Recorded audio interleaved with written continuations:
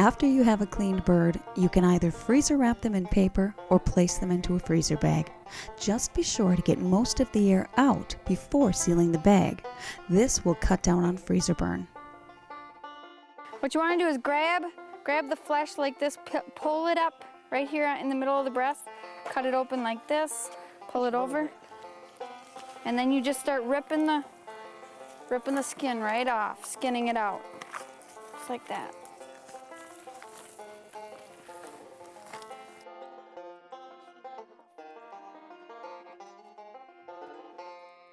Okay, right now, we're gonna take these chickens here that we all skinned, and we are going to, just like this, you just get right in between here, get your knife in there, and you start cutting, and then you pull it back this way. It kind of disjoints it, which is real nice, real clean, easy cut here. We're gonna take the legs and the thighs like this, and we're gonna put them in here. And any like the wings. We're gonna have boneless, skinless breasts, which are nice for pan frying, breading and frying, cutting up, using in different skillet meals. You can make plenty of things with the chicken breast. I start like this, right at the breastplate like this, and I just kind of ease my way. Gotta make sure I get it all off. Just pull it back and just slice right on there toward the bone, rib cage. And go. Okay. Get this shoulder cartilage up here and avoid that if you can. Okay, now see this? This is the back and the breastbone and the neck. We're going to make chicken broth with all the bones. We're gonna stick them right here in the pressure cooker. We're gonna cook them. We're gonna use about 10 pounds of pressure for about 3/4 to 1 hour.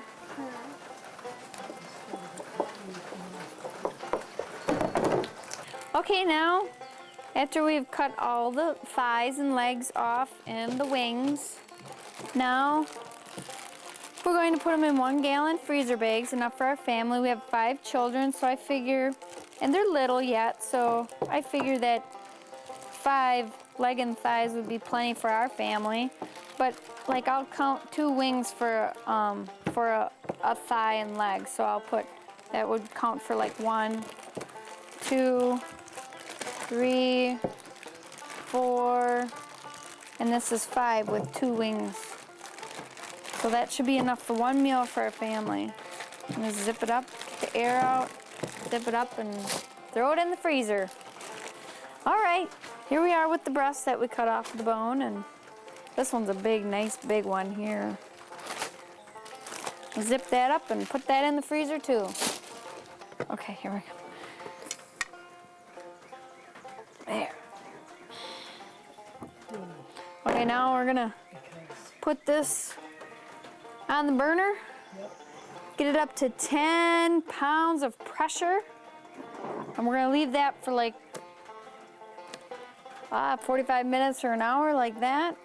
And then they'll be ready to come off. So I'm gonna bring that over there.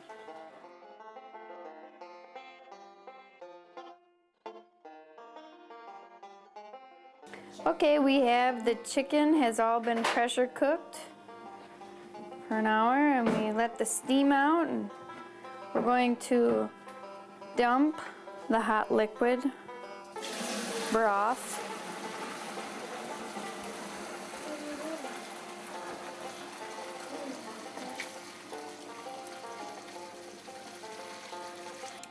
We finished straining all the bones, so now we're going to take the bones and we're going to put them in some flat cake pans like this, and then we're going to start to pick the meat right off of the bones. Make sure there's little itty bitty tiny bones like this. Just leave them on the side and then put the meat on one side.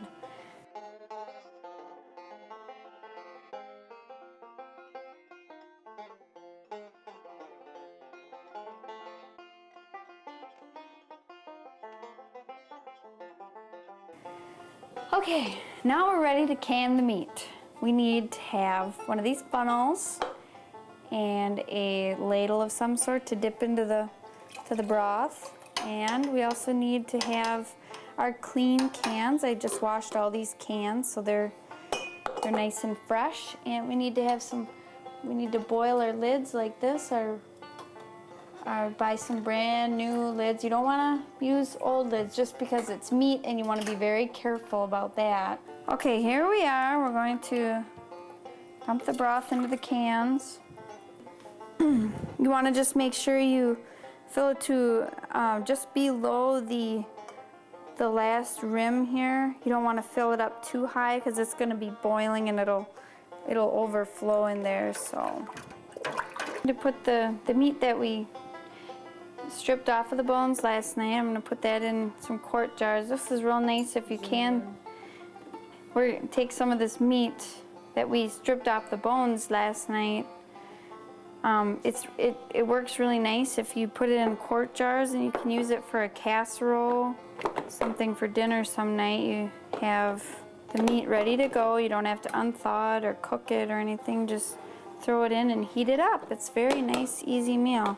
And then the rest of the way you fill in with some broth, because you need, with any recipe, you need some liquid, so works really nice. There. Completed filling all of your jars up that you need to fill up. You need to have a damp washcloth. You need to just wipe over the rims of all the different cans like that, and then put one of these lids on like that, and then screw the top on, the ring on. Just put them in the canner. We're going to be putting all of our sealed jars here into the canner, and you can, if you have a tall canner like this, you can stack them twice as high here and get a lot more pints in. Then you need to put 6 to 8 quarts of water in here, and we're going to want to let it heat up till it goes to 10 pounds pressure for about 45 minutes to 1 hour.